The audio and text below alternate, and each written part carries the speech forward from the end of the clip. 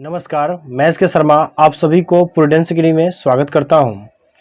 आज मैं संतृप्त और असंतृप्त श्रेणी के जितने भी कार्बनिक यौगिक होते हैं उनका IUPAC विधि में नामकरण कैसे करते हैं इसके बारे में सीखेंगे। तो चलिए जानते हैं।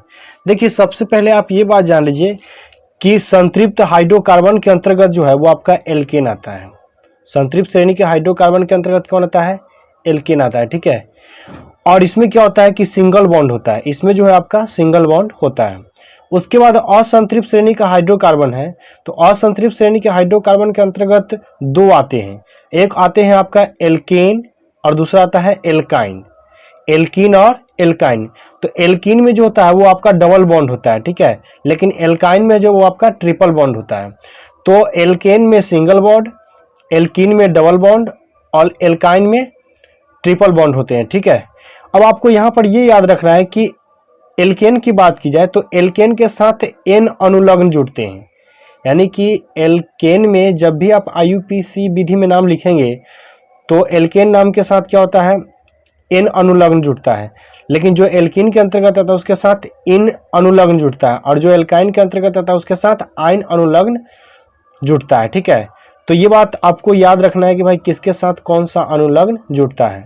एक तो आपने देखा कि बॉन्ड सिंगल बॉन्ड होगा, इसके साथ डबल और इसके साथ ट्रिपल बॉन्ड होगा, इसके साथ एन अनुलग्न जुटेगा, इसके साथ इन अनुलग्न जुटेगा और इसके साथ आइन अनुलग्न जुटेगा, ठीक है।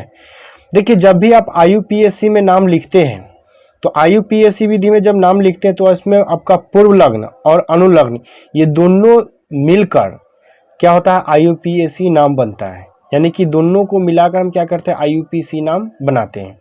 तो इसके लिए आपको अनुलग्न चाहिए और पूर्व लग्न दोनों चाहिए। तो आपको अनुलग्न तो ऊपर से आपको पता चल रहा है कि भाई इसमें इसमें ये अनुलग्न है, लेकिन आपको पूर्व लग्न नहीं पता है, ठीक है। तो पहले हम ये जान लेते हैं कि भाई पूर्व लग्न कौन कौन है। देखिए, यहां से आप याद रख लीजिए कार्बन की संख्या को, आप याद रख लो कार्बन की संख्या को,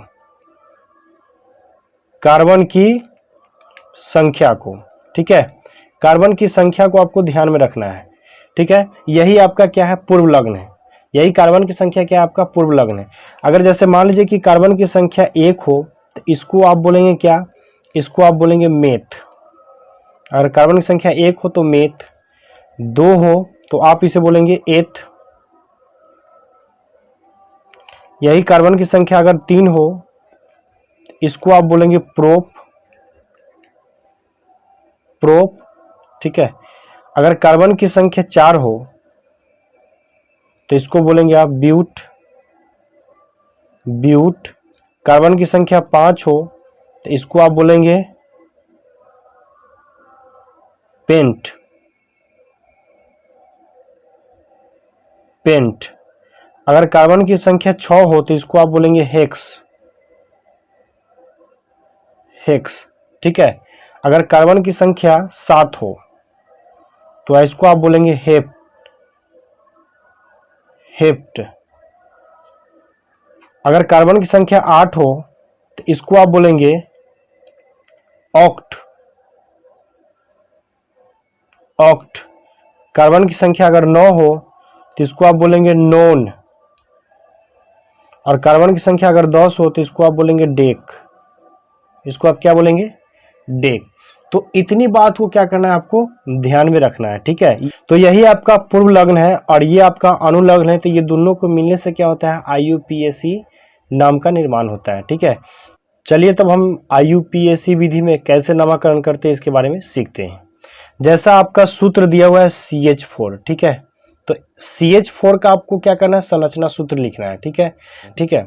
देखिए, होता क्या है कि कार्बन को अष्टक पूरा करने के लिए 4 इलेक्ट्रॉन चाहिए, यानी कि संयोजी इलेक्ट्रॉन की संख्या क्या होते हैं? 4 होते हैं। तो उसको हम क्या करते हैं? चारों तरफ सजाने का काम करते हैं। तो उस स्थिति में अगर इसका देखा जाए कि संरचना सूत्र क्या होगा तो इस तरह से होगा। यहाँ पर चारों तरफ क्या करेंगे? हम हाइड्रोजन को सजाएंगे। ये इसका संरचना सूत्र होगा, ठीक है। चारों तरफ क्या करेंगे? हाइड्रोजन को सजाएंगे। अब देखिए, यहाँ पे बात की जाए कार्बन की, तो कार्बन की संख्या कितनी है? 1। यहाँ से आप सूत्र से देखिए कार्बन की संख्या कितनी है? 1 है। तो जब कार्बन की संख्या 1 है तो इसको आप क्या लिखेंगे? मेथ। जब कार्बन की संख्या 1 है तो क्या लिखेंगे आप? Math plus. अब आपको देखना है कि क्या इसके साथ जो है कि सिंगल बॉन्ड है या डबल बॉन्ड है। तो देखिए एक ही बॉन्ड है, सिंगल बॉन्ड है, इधर से भी एक बॉन्ड से जुड़ा, इधर से भी एक बॉन्ड से, इधर से भी एक बॉन्ड से, इधर से भी एक बॉन्ड से, तो एक बॉन्ड से जुड़ा है, ठीक है। तो जब एक बॉन्ड से जुड़ा हो तो उसमें कौन सा अनुलग्न लगेगा, तो उसमें जो अनुलग्न लगता है वो आपका एन होता है। तो मेथ के साथ अनुलग्न क्या लगेगा, एन। तो इससे ये क्या बनेगा, इससे ये हो जाएगा मेथेन।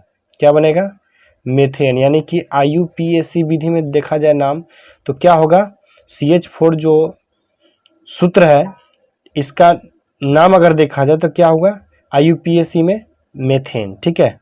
अब दूसरा आपका है, इसमें कार्बन कितने हैं, 3 है, तो आप तीनों कार्बन लिखेंगे इस तरह से, ठीक है। अब देखिए हाइड्रोजन कितना 8, तो इसको आपको क्या करना है, सजाना, इस तरह सजाना है कि चारों तरफ इसका बॉन्ड होना चाहिए, यानी कम से कम 4 गो बॉन्ड हो जाना चाहिए, क्योंकि इसको 4 गो और इलेक्ट्रॉन चाहिए ताकि ये इसका स्टक पूरा हो जाए। तो 4 गो बॉन्ड होना चाहिए, 1 2 3 और एक इधर से 4। तो इधर से आप हाइड्रोजन को पहले सजा लीजिए, इधर से 1 हो चुका है, 2 3, इधर से 1 है तो 4, तो इसका भी पूरा गया।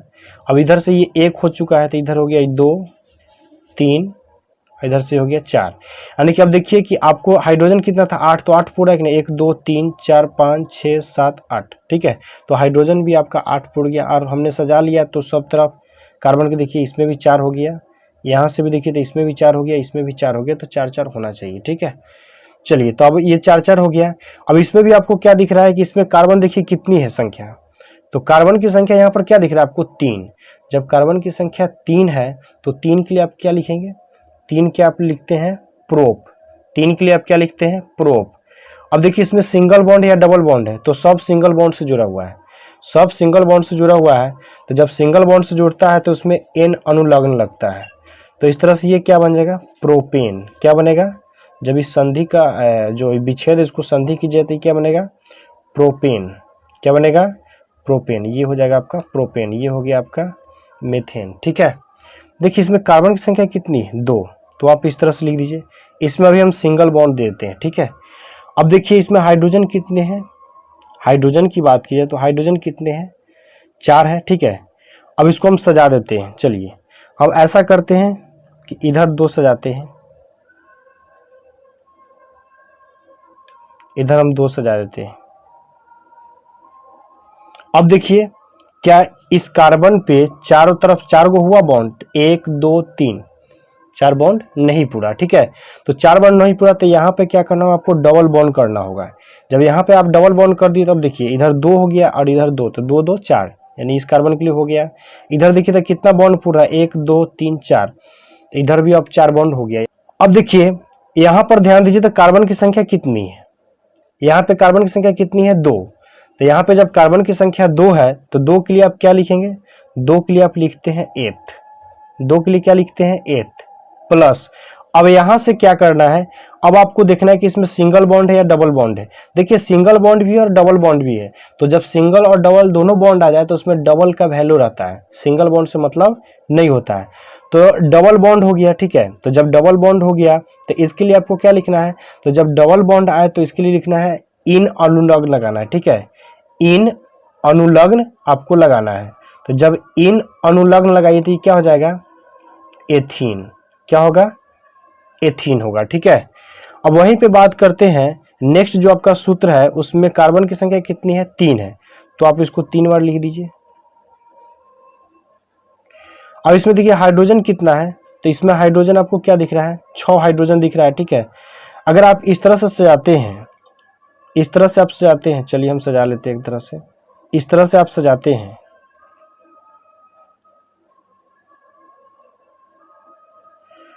अब आपको क्या 1 2 बची है तो आप यहां से लिख दीजिए और यहाँ पे लिख दीजिए। देखिए यहाँ पर देखा जाए तो बीच वाले में 4 बॉन्ड आ गया, तो बीच वाले का काम हो गया, बट यहाँ पर देखिए तो 1 2 3 बॉन्ड है, इसमें भी देखिए 1 2 3 बॉन्ड है, तो इसका काम नहीं हुआ। तो इसके लिए क्या करना होगा कि इस तरह से आपको सजाना नहीं होगा, ठीक है, इस तरह से आपको नहीं सजाना पड़ेगा। अब देखिए यहाँ पे अगर आप डबल बॉन्ड ले लेते हैं, ठीक है, तो यहाँ पे अगर आप डबल बॉन्ड ले लेते हैं तो जब यहाँ पे डबल बॉन्ड लीजिए तो यहाँ से एक हाइड्रोजन इधर से जाइए, इधर से एक हाइड्रोजन इधर से जाइए।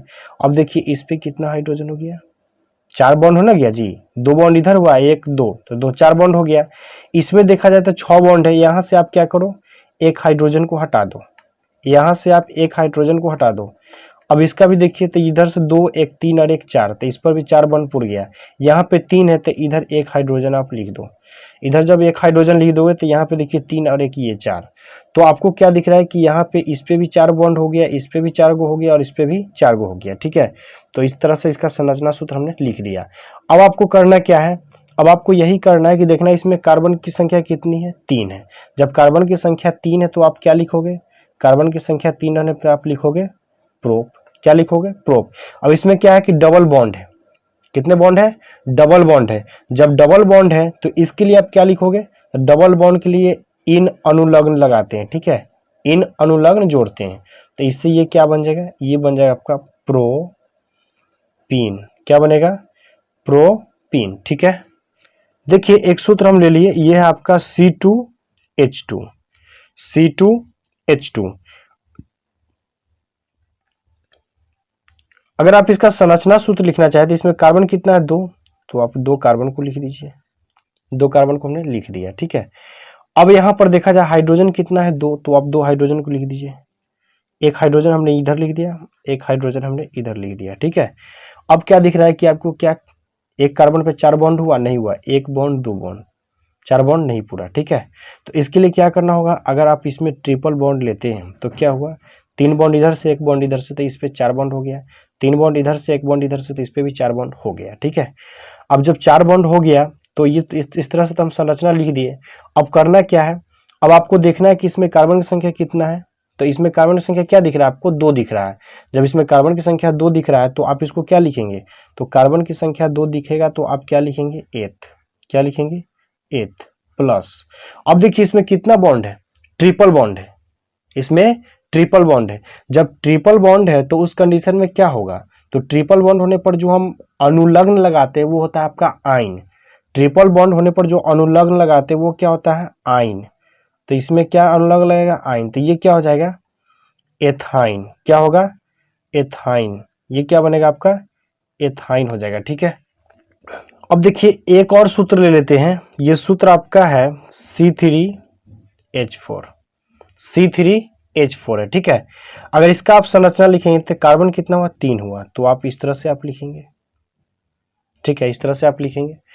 अब आपको देखिए कहीं पे ना कहीं पे क्या करना होगा, ट्रिपल बॉन्ड देना पड़ेगा। ठीक है, या तो आप इसके साथ दे दो, नहीं तो इसके साथ दे दो, कहीं पे आपको ट्रिपल बॉन्ड देना पड़ेगा। अगर मान लीजिए कि हम यहीं पर ट्रिपल बॉन्ड दे देते हैं तो इधर आपको हाइड्रोजन कितना लेना होगा, 1 लेना होगा, तो इससे ये 4 हो जाएगा। इधर देखिए 3 है, इधर ये 1 है, तो इस पे 4 गो बॉन्ड हो गया। तो इधर आपको जो 3 हाइड्रोजन बच गया आप इसको इधर लिख दो, आप इस तीनों को इधर आप लिख दो, तो इस पे भी क्या हो गया, 4 गो बॉन्ड हो गया, यानी कि इस कार्बन पे भी 4 गो हो गया, इस कार्बन पे भी हो गया और इस कार्बन पे भी हो गया। अब इसमें आपको क्या दिख रहा है कि इसमें देखा जाए तो इसमें क्या दिख रहा है आपको कि कार्बन की संख्या कितना है, 3 है। जब कार्बन की संख्या 3 है तो आप क्या लिखोगे, इसको आप लिखोगे प्रोप। क्या लिखोगे आप, प्रोप प्लस। अब देखिए इसमें क्या है, ट्रिपल बॉन्ड है, और जब ट्रिपल बॉन्ड है तो उसमें आइन अनुलग्न जुटता है। ठीक है, आइन अनुलग्न, तो आप यहाँ फिर से लिखोगे आइन, तो ये क्या हो जाएगा, ये हो जाएगा आपका प्रोपाइन। क्या होगा, प्रोपाइन, यानी कि यहाँ से IUPAC में नाम देखा जाए तो क्या हो जाएगा, प्रोपाइन होगा। ठीक है, तो इस तरह से आप क्या करेंगे कि एल्केन, एल्कीन और एल्काइन श्रेणी में जितने भी यौगिक आते हैं उसका IUPAC विधि में नामकरण कर सकते हैं। तो उम्मीद करता हूं कि ये बात आपको समझ में आ गया होगा। अगर वीडियो अच्छा लगे तो लाइक कीजिएगा, शेयर कीजिएगा और चैनल को सब्सक्राइब जरूर कीजिएगा ताकि जितने वीडियो डाले जाए उसका नोटिफिकेशन आपको मिलता रहे। मिलते हैं नेक्स्ट वीडियो में, थैंक यू।